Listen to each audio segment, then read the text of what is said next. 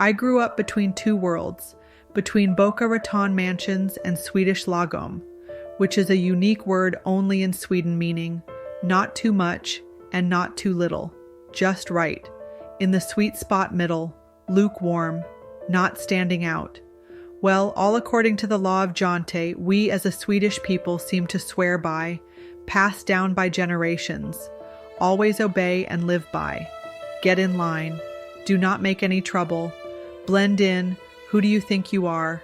Well, I grew up in between that sunshine and shadows, between dream big and don't dream too loud. On the surface, my life looked like a highlight reel.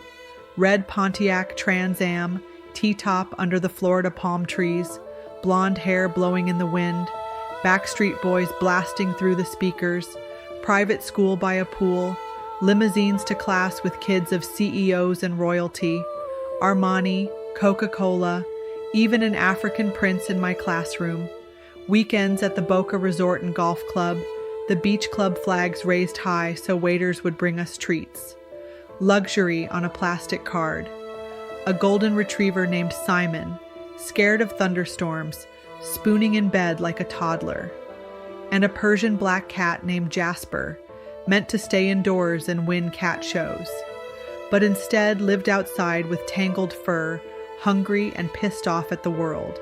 It was, by all accounts, the dream life, the best of growing up between two worlds. But that's only part of the story, because behind the palm trees and the Hawaiian patio parasols my dad stored at my grandma's house, Gävle, was a home where the walls echoed differently at night, where genius collided with chaos, where addiction curled up beside ambition. My father was a dreamer, a builder, a doer. He installed red light surveillance cameras before people even knew what they were. He imported gadgets from China and sold them out of our garage. He built radars by hand. He dreamed without limits. And he raised us to believe in the impossible too. But the noise in his head was louder than the applause he never got. He drank to quiet it. Sometimes he was electric, the center of the party. Other times, the party was just camouflage for the storm brewing behind his eyes. He wasn't violent, but he scared me. When my mom was out of town, the drinking got worse. He'd rage down the hallway.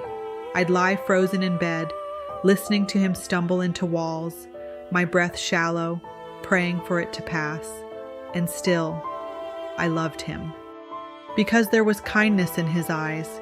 He believed in me before I even knew who I was.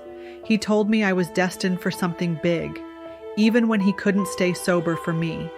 He chased dreams with fire in his chest, but silence in his heart.